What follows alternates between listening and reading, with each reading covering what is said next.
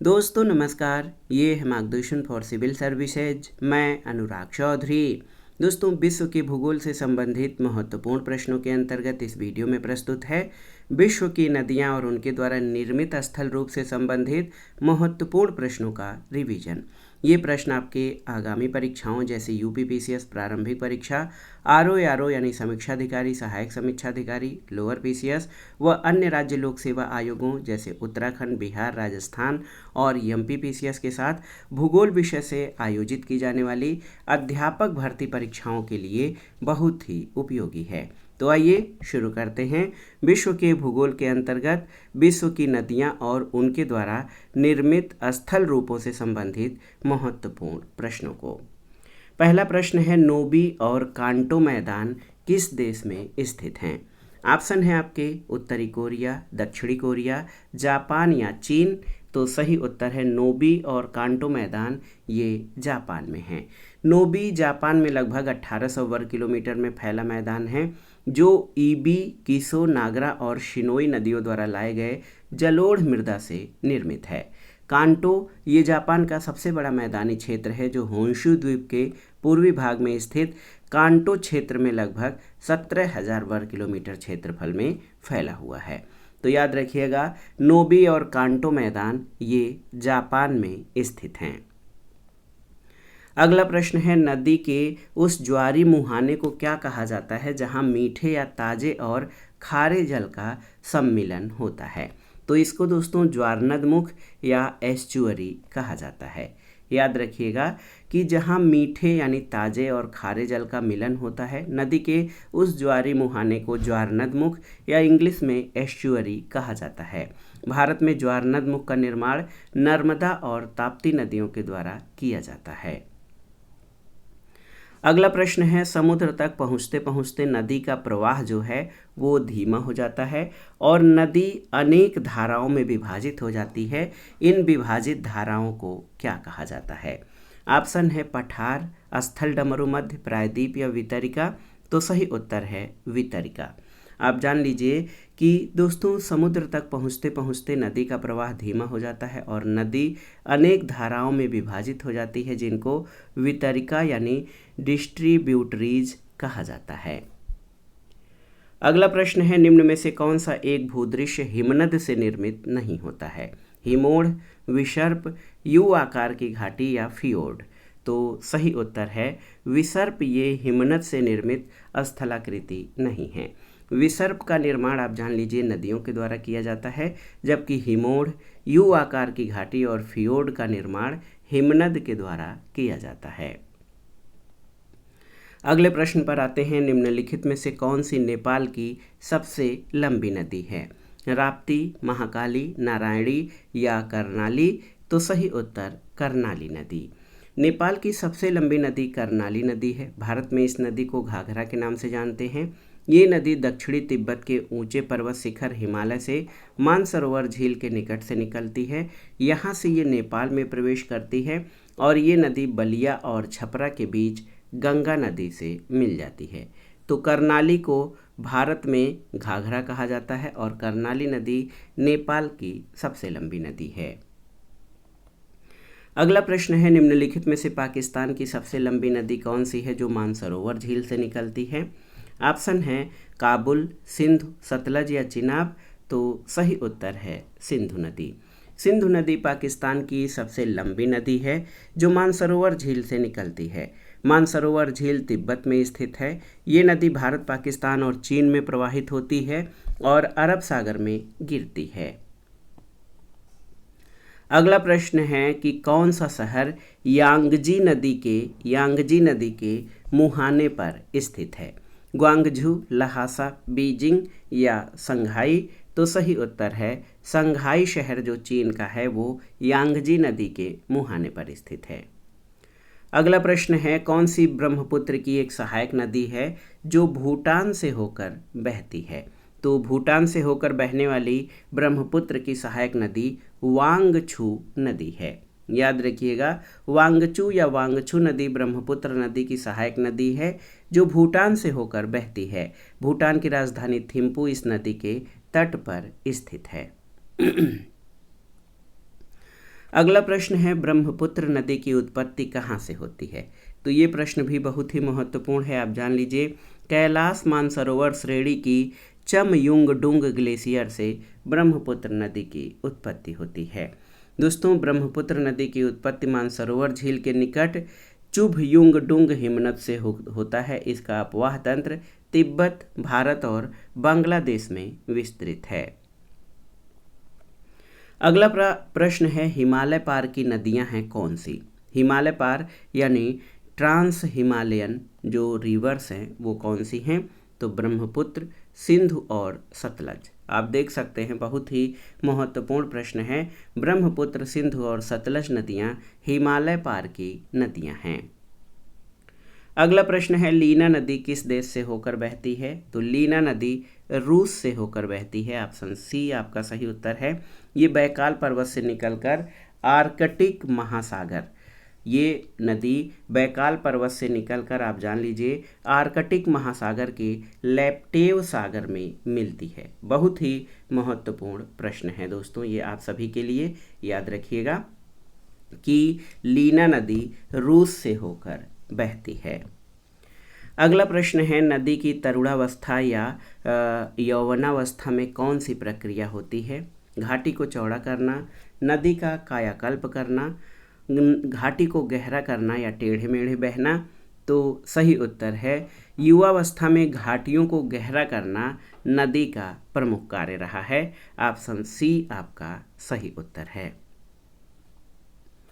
अगला प्रश्न है यूरोप की सबसे लंबी नदी कौन सी है जो 10 अलग अलग देशों में बहती है और काले वन से काला सागर तक यात्रा करती है। बहुत ही महत्वपूर्ण है। यूरोप की सबसे लंबी नदी कौन सी है जो 10 अलग अलग देशों में बहती है और काले वन से काला सागर तक यात्रा करती है। तो ऑप्शन है आपके वोल्गा, एल्बे, राइन या डेन्यूब। तो सही उत्तर आपका हो जाएगा डेन्यूब नदी। याद रखिएगा यूरोप महाद्वीप की सबसे लंबी नदी जो है ये वोल्गा है लेकिन जो मुख्यतः रूस में प्रवाहित होती है। मध्य और पूर्वी यूरोप के 10 देशों में प्रवाहित होने वाली डेन्यूब नदी यूरोप की दूसरी सबसे लंबी नदी है। ये जर्मनी के ब्लैक फॉरेस्ट से निकलकर Austria, Slovakia, Hungary, Croatia, Serbia, Romania, Bulgaria और यूक्रेन में प्रवाहित होते हुए काला सागर में गिरती है। अगला प्रश्न है कौन सा शहर पोटोमैक नदी के किनारे स्थित है। तो सही उत्तर है वाशिंगटन डीसी। ये संयुक्त राज्य अमेरिका की राजधानी है जो पोटोमैक नदी के किनारे स्थित है। अगला प्रश्न है अपवाह क्षेत्र या ड्रेनेज एरिया की दृष्टि से विश्व की सबसे बड़ी नदी कौन सी है, आपको बताना है। तो सही उत्तर अमेजन। दोस्तों याद रखिएगा अपवाह क्षेत्र की दृष्टि से विश्व की सबसे बड़ी नदी अमेजन नदी है। अगला प्रश्न है निम्नलिखित नदियों में कौन सी विषुवत रेखा को 2 बार पार करती है। जायरे, नाइजर, नील या अमेजन। तो सही उत्तर है कांगो नदी, जिसको जायरे नदी के नाम से जाना जाता है। अफ्रीका की एक प्रमुख नदी है। ये नदी नील नदी के पश्चात अफ्रीका की दूसरी सबसे बड़ी नदी है। ये विषुवत रेखा को 2 बार पार करती है। तो उत्तर हो जाएगा जायरे या कांगो नदी। अगला प्रश्न है दोस्तों दक्षिण अमेरिका की सबसे बड़ी नदी कौन सी है, आपको बताना है। दक्षिण अमेरिका की सबसे बड़ी नदी कौन सी है। तो अमेजन जो है ये दक्षिण अमेरिका और विश्व की सबसे लंबी और अपवाह क्षेत्र की दृष्टि से विश्व की सबसे बड़ी नदी है। तो ये अमेजन हो जाएगा। ये दक्षिण अमेरिका ही नहीं बल्कि अपवाह क्षेत्र की दृष्टि से विश्व की सबसे बड़ी नदी है। अगला प्रश्न है नीली नील या ब्लू नाइल नदी किस झील से निकलती है। बहुत ही महत्वपूर्ण प्रश्न है। विक्टोरिया झील, ताना झील, एडवर्ड झील या एल्बर्ट झील। तो सही उत्तर नीली नील ये ताना झील से निकलती है। दोस्तों आप जान लीजिए कि ब्लू नील नदी इथोपिया की ताना झील से उद्गमित होती है। अगला प्रश्न है एशिया की निम्नलिखित में से कौन सी नदी दक्षिण को प्रवाहित होती है। आमूर, लीना, ओब या साल्विन। तो सही उत्तर आपका हो जाएगा साल्विन नदी, ये दक्षिण की ओर प्रवाहित होती है। आप देख लीजिए, आमूर अपने उद्गम क्षेत्र से उत्तर पूर्व, लीना और ओब नदियां अपने उत्तर क्षेत्र से उत्तर की ओर, जबकि साल्वीन नदी दक्षिण की ओर प्रवाहित होती है। अगला प्रश्न है, एशिया की सबसे बड़ी नदी कौन सी है? सिंधु, ब्रह्मपुत्र, यांगसी या हुआंगहो? तो सही उत्तर है यांगसी है, जो कि चीन में प्रवाहित होते हुए प्रशांत महासागर में गिरती है। अगला प्रश्न है दोस्तों, सर और आमू नदियां गिरती हैं कहाँ पर? तो उत्तर है अरल सागर में, याद रखिएगा दोस्तों। सर दरिया और आमू दरिया मध्य एशिया की महत्वपूर्ण नदियां हैं। ये मध्य एशिया के अलग अलग पर्वतों से निकलकर अरल सागर में गिरती हैं। अगले प्रश्न पर आते हैं, बोलगा नदी कहाँ गिरती है? आपको बताना है। बोलगा नदी लाल सागर में, कैस्पियन सागर में, काला सागर में या भूमध्य सागर में? तो याद रखिएगा, बोलगा नदी दोस्तों ये आपकी कैस्पियन सागर में गिरती है। अगला प्रश्न है, निम्नांकित में से कौन सी नदी भ्रंश घाटी से होकर बहती है? अमेजन, सिंधु, बोलगा या राइन?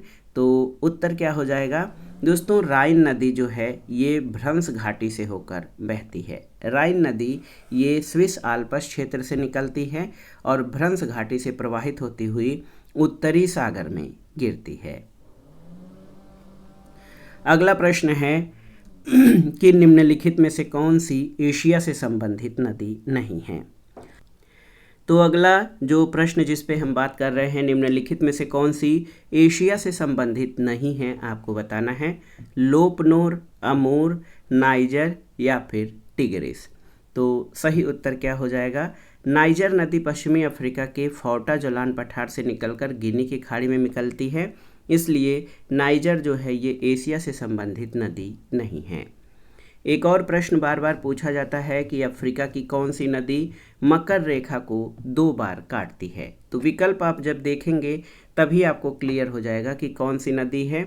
याद आ जाएगा लिम्पोपो नदी। अफ्रीका की लिम्पोपो नदी मकर रेखा को 2 बार काटती है। अगला प्रश्न है, एशिया की विशाल नदी मेकांग निम्नलिखित देशों में से किस में नहीं बहती है? मेकांग नदी किस में नहीं बहती है? चीन, मलेशिया, कंबोडिया या फिर लाओस में? तो सही उत्तर आपका हो जाएगा मलेशिया में मेकांग नदी नहीं बहती है। मेकांग नदी तिब्बत के पठार से निकलकर चीन के यूनान प्रांत, म्यांमार, लाओस, थाईलैंड, कंबोडिया और वियतनाम से प्रवाहित होती हुई दक्षिणी चीन सागर में गिरती है। ये मलेशिया में प्रवाहित नहीं होती है। अगला प्रश्न है, डेल्टा का निर्माण उन स्थानों पर होता है जहां निम्नलिखित नहीं होते? चट्टानें, ज्वारभाटा, तेज हवाएं या गहरा समुद्र? तो सही उत्तर क्या हो जाएगा? सही उत्तर है गहरा समुद्र। तो याद रखिएगा दोस्तों, नदी जहां सागर में मिलती है, यदि समुद्र गहरा होगा तो डेल्टा निर्माण ज़्यादा प्रभावित होगा। डेल्टा निर्माण के लिए जो दशाएं हैं वो एक साथ कार्य करती हैं, तो इसमें गहरा समुद्र होना आवश्यक नहीं है। अगला प्रश्न है कि विश्व का बृहत्तम डेल्टा निर्मित होता है किस नदी के द्वारा? Ganga, Brahmaputra, Mississippi, Missouri, Yangtze Kiang या हुआंगहो नदी के द्वारा? तो सही उत्तर है गंगा ब्रह्मपुत्र नदी तंत्र के द्वारा विश्व का सबसे बड़ा डेल्टा निर्मित होता है। ये बांग्लादेश और भारत के पश्चिम बंगाल राज्यों में बंगाल की खाड़ी में स्थित है। इसे गंगा ब्रह्मपुत्र डेल्टा के नाम से जाना जाता है। अगला प्रश्न है, निम्नलिखित नदियों में किसके मुहाने पर पक्षी के पंजे की आकृति वाला डेल्टा बनता है? हुआंगहो, नील, डेन्यूब या मिसिसिपी? तो सही उत्तर आपका हो जाएगा मिसिसिपी नदी, ऑप्शन डी। दोस्तों, मिसिसिपी नदी मैक्सिको की खाड़ी में पक्षी के पंजे की आकृति वाली डेल्टा बनाती है, जबकि नील नदी चापाकार डेल्टा बनाती है। अगला प्रश्न है, ग्रांड कैनियन क्या है? तो सही उत्तर है ग्रांड कैनियन संयुक्त राज्य अमेरिका के एरिजोना प्रांत में कोलोराडो नदी पर स्थित एक खड्ड यानी गार्ज है। अगला प्रश्न है, चीसा पानी गार्ज कहाँ पर स्थित है? आपको बताना है। तो सही उत्तर है चीसा पानी गार्ज नेपाल में स्थित है। इसका निर्माण कर्नाली नदी के द्वारा किया गया है। ऑप्शन बी आपका सही उत्तर है। अगला प्रश्न है, सबसे लंबी नदी कौन सी है? अमेजन, गंगा, नील या मिसौरी मिसिसिपी? तो सही उत्तर है दोस्तों, विश्व की सबसे लंबी नदी नील नदी है, जिसकी लंबाई लगभग 6,695 किलोमीटर है। अपवाह क्षेत्र की दृष्टि से अमेजन सबसे बड़ी नदी है। अगला प्रश्न है, किस देश में से यूफ्रेटस और टिग्रिस नदियां बहती हैं? तो ये प्रश्न भी बहुत ही महत्वपूर्ण है। यूफ्रेटस और टिग्रिस नदियां पश्चिमी एशियाई देश इराक में बहती हैं। ऑप्शन डी आपका सही उत्तर है। किस नदी को चीन का शोक या चीन का दुख कहा जाता है? तो आप जानते हैं कि ह्वांगहो नदी, जिसको पहले पीली नदी कहा जाता था, ये चीन का शोक कही जाती है। अगला प्रश्न है, किस देश में अमेजन नदी बहती है? बहुत ही महत्वपूर्ण प्रश्न है। तो ये दक्षिणी अमेरिका महाद्वीप के ब्राज़ील से होकर अमेजन नदी बहती है। ऑप्शन सी सही उत्तर है। अगला है कि यूरोप की सबसे लंबी नदी आपको बताना है। कौन सी नदी है? राइन, रोन, डेन्यूब या बोल्गा? तो अगर लंबी नदी की बात करें तो सबसे लंबी नदी बोल्गा नदी है, जो रूस में प्रवाहित होती है। बोल्गा नदी यूरोप और यूरोपीय रूस की सबसे लंबी नदी है। अगला प्रश्न है, ग्रांड कैनियन किस नदी पर है? तो आप जान लीजिए कि ग्रांड कैनियन संयुक्त राज्य अमेरिका में कोलोराडो नदी पर बनता है। ऑप्शन बी आपका सही उत्तर है। अगला प्रश्न है, तरुणावस्था में नदी अपरदन का विशिष्ट लक्षण कौन सा है? चाप झील, महाखड्ड या गार्ज, अंतर्घाटी या कटा किनारा?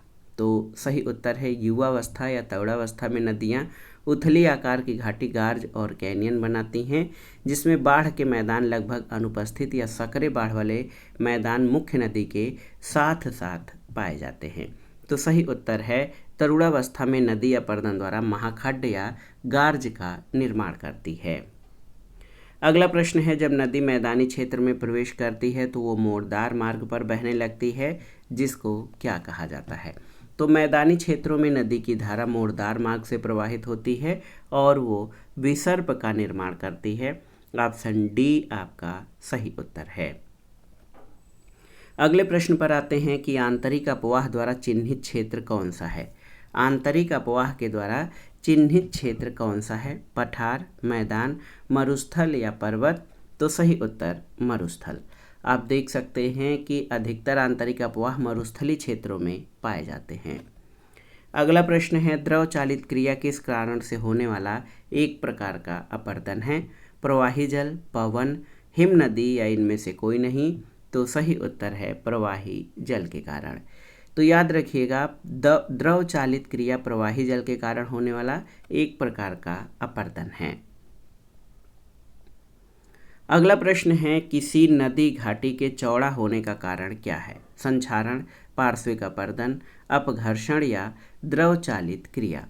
तो किसी नदी घाटी के चौड़ा होने में पार्श्विक अपरदन भूरक्षण की एक महत्वपूर्ण भूमिका होती है। इस प्रक्रिया द्वारा नदी घाटी का विकास होता है। तो सही उत्तर क्या हो जाएगा? पार्श्विक अपरदन। किसी नदी घाटी के चौड़ा होने का कारण पार्श्विक अपरदन या भूक्षरण होता है। अगला प्रश्न है, वलयाकार रूप में नदियाँ किस दिशा में बहती हैं? आपको बताना है। पश्चिम से पूर्व, उत्तर से दक्षिण, वलय के समान या अनुप्रस्थ दिशा में? तो सही उत्तर है वलयाकार अपवाह प्रतिरूप को चक्राकार क्रम भी कहा जाता है। तो उत्तर आपका हो जाएगा वलय के समान। तो देखिए, चक्राकार कहा जाता है क्योंकि इसमें जलधाराएं एक वृत्त के आकार में फैली होती हैं। इस प्रतिरूप में नदियां वलय के समान ढाल का अनुसरण करती हैं। एक और प्रश्न है, वह देश जो अरीय अपवाह का उदाहरण प्रस्तुत करता है? ऑस्ट्रेलिया, फ्रांस, श्रीलंका या जैरे? तो सही उत्तर है श्रीलंका। श्रीलंका का दक्षिण मध्यवर्ती भाग सबसे ऊंचा भूभाग है। यहाँ की नदियाँ साधारणतया छोटी हैं, जो उच्च भूभाग से बाहर की ओर अरीय रूप में बहती हैं। अगला प्रश्न है दोस्तों, देखिए, महावेली गंगा कहाँ की प्रमुख नदी है? तो महावेली गंगा श्रीलंका की सबसे लंबी नदी है, जो उत्तर पूर्व की ओर बहते हुए श्रीलंका के पूर्वी तट पर कोड्डियार की खाड़ी बंगाल की खाड़ी में मिल जाती है। अगला प्रश्न है कौन सा सही सुमेलित नहीं है, कौन सा युग्म आपको बताना है। तो इसमें आप देखिए नीपर यूक्रेन सही है, पो नदी इटली में सही है, राइन नदी जर्मनी में सही है, रोन स्पेन ये आपका सही नहीं है। रोन नदी स्विट्जरलैंड में जो है ये जेनेवा से होकर बहते हुई भूमध्य सागर में लिफेन की खाड़ी में गिरती है। नीपर यूक्रेन, पो नदी इटली और राइन जर्मनी से होकर प्रवाहित होने वाली प्रमुख नदियां हैं। तो डी आपका सही सुमेलित नहीं है। अगला प्रश्न है काला सागर में गिरने वाली कौन सी दो नदियां हैं, बोल्गा और डेन्यूब, नीपर और बोल्गा, नीपर और डेन्यूब या यूराल और बोल्गा। तो सही उत्तर है नीपर और डेन्यूब, ऑप्शन सी। आप याद कर लीजिए कि नीपर नदी मास्को के पश्चिमी भाग से उद्गमित होकर काला सागर में मिल जाती है। डेन्यूब नदी ये यूरोप की दूसरी सबसे लंबी नदी है, इसका उद्गम जर्मनी से होता है और ये काला सागर में मिल जाती है। अगला प्रश्न है निम्नलिखित में से कौन सा देश नील नदी द्वारा अपवाहित नहीं होता है, चाड, इथोपिया, सूडान या युगांडा। तो सही उत्तर है चाड। चाड से होकर नील नदी प्रवाहित नहीं होती है। Rwanda, Burundi, democratic Republic of Congo, Kenya, Ethiopia, Sudan, दक्षिणी सूडान, युगांडा और मिस्र नील नदी के अपवाह बेसिन के भाग हैं। चाड इसके अपवाह क्षेत्र का भाग नहीं है। तो विकल्प ए आपका सही उत्तर है। अगला प्रश्न है कौन सी नदी के नीचे पाई जाने वाली जलवाही हमजा नदी लगभग किस नदी के समान लंबी है, अमेजन, नील, प्लेट या अरकानसस। तो सही उत्तर है अमेजन। देखिए बहुत ही महत्वपूर्ण है, अमेजन नदी के नीचे पाई जाने वाली जलवाही हमजा नदी लगभग अमेजन नदी के समान लंबी है। हमजा नदी जमीन से लगभग 700 से 1400 किलोमीटर की गहराई में स्थित है। इसकी खोज भारतीय मूल के डॉक्टर वालिया मंथन हमजा ने किया था, जिसके नाम पर इस नदी का नाम हमजा रखा गया था। अगला प्रश्न है जल निकास प्रतिमान जिसमें सहायक नदियां लंबवत मिलें वो क्या कहलाता है, द्रुमाकृतिक, जाली, आयताकार या त्रिज्यीय। तो सही उत्तर है जाली या फफरी। आप देखिए बहुत ही महत्वपूर्ण प्रश्न है दोस्तों ये प्रश्न आपके लिए कि जालीनुमा अपवाह प्रतिरूप का विकास संरचना में ढाल के अनुरूप विकसित प्रधान अनुवर्ती सरिता और उसकी सहायक सरिताओं के प्रवाह जाल के द्वारा होता है। इस तरह के प्रतिरूप का विकास सामान्यतया समानांतर अपनतीय कटक यानी रिज और अभिनतीय घाटियों वाली सरल वलित संरचना वाले भाग में होता है। अभिनतीय घाटियों में प्रधान अनुवर्ती सरिताओं का उद्भव होता है, उसके बाद अपनतीय कटकों के पार्श्व भागों पर अनेक सरिताओं का आविर्भाव होता है जो अभिन्न तटीय प्रधान अनुवर्ती नदियों के से समकोण या लंबवत पर मिलती हैं। और ये जो सहायक सरिताएं होती हैं उनको पार्श्विक अनुवर्ती कहा जाता है। तो इस तरह अनेक अनुदैर्ध्य अनुवर्ती और अनुप्रस्थ पार्श्विक नदियों के जाल को जालीनुमा अपवाह प्रतिरूप कहते हैं। अगला प्रश्न है निम्नलिखित युग्मों पर विचार कीजिए, नदी और कहाँ जाकर मिलती है। इसके बाद कूट की सहायता से आपको बताना है कि कौन से सही हैं। मेकांग अंडमान सागर सही नहीं है, थेम्स आयरिश सागर सही नहीं है, बोल्गा कैस्पियन सागर सही है, जाम्बेजी हिंद महासागर सही है। तो यहाँ से 3 और 4 आपके सही हैं। मेकांग जो है ये अंडमान सागर में नहीं बल्कि दक्षिणी चीन सागर में मिलती है। टेम्स नदी ये उत्तरी सागर में मिलती है, उत्तरी सागर में मिलती है। बोल्गा कैस्पियन सागर और जाम्बेजी हिंद महासागर में केवल 3 और 4 आपके सही सुमेलित हैं। अगला प्रश्न है कथन और कारण से मिस्र नील नदी का उपहार है, बिल्कुल सही है। और कारण है कि ये सहारा मरुस्थल में एक नखलिस्तान है, बिल्कुल सही है। तो यहाँ पर कथन और कारण दोनों सही हैं और कारण कथन की सही व्याख्या करता है। नील नदी की उपजाऊ मिट्टी और पर्याप्त जल स्रोत से मिस्र की अधिकांश आबादी लाभान्वित होती है, इसलिए मिस्र को नील नदी का उपहार कहते हैं। नील नदी जिन क्षेत्रों से प्रवाहित होती है वह क्षेत्र इस मरुस्थल में मरुद्यान या नखलिस्तान के समान है। अगला प्रश्न है सूची 1 का सूची 2 से सुमेलन करिए और दिए गए कोड से सही उत्तर का चयन करिए। नदी और ये कहाँ प्रवाहित होती हैं? तो लीना रूस की नदी है, ये आर्कटिक सागर में गिरती है। आमूर रूस और चीन में प्रवाहित होते हुए प्रशांत महासागर में तारतरी की खाड़ी में गिरती है। टिग्रिस तुर्की, सीरिया और इराक में प्रवाहित होते हुए फारस की खाड़ी में। और माही आप जानते हैं भारत के मध्य प्रदेश, राजस्थान और गुजरात में प्रवाहित होते हुए अरब सागर में गिरती है। 2 4 1 3 2 4 1 3 ऑप्शन ए आपका सही सुमेलन हो जाएगा। अगला प्रश्न और इस वीडियो का आखिरी प्रश्न है मेकांग नदी के संदर्भ में निम्नलिखित में से कौन से सही हैं आपको बताना है। पहला है मेकांग का उद्गम तिब्बत के पठार से है, तो ये आपका सही है। मेकांग का डेल्टा दक्षिण कंबोडिया में स्थित है, ये सही नहीं है। तो केवल और केवल एक आपका सही है। तो याद रखिएगा दोस्तों, मेकांग तटीय डेल्टा दक्षिणी पश्चिम वियतनाम में है, जहां मेकांग नदी दक्षिणी चीन सागर तक पहुंचती है। ये तिब्बत पठार से निकलती है, लगभग 4909 किलोमीटर प्रवाहित होकर दक्षिणी चीन सागर में गिरती है। तो दोस्तों ये था आज का वीडियो। इसमें हमने विश्व की नदियां और उनके द्वारा निर्मित स्थल रूपों से संबंधित महत्वपूर्ण प्रश्नों को कवर किया। ये प्रश्न आपके आगामी परीक्षाओं के लिए बहुत ही उपयोगी हैं, आप इनको अच्छे से तैयार कर लीजिएगा। वीडियो आपको कैसा लगा हमें कमेंट बॉक्स में ज़रूर बताइएगा। वीडियो को लाइक करें, शेयर करें और इस चैनल मार्गदर्शन फॉर सिविल सर्विसेज को सब्सक्राइब करें। वीडियो देखने के लिए धन्यवाद दोस्तों, नमस्कार।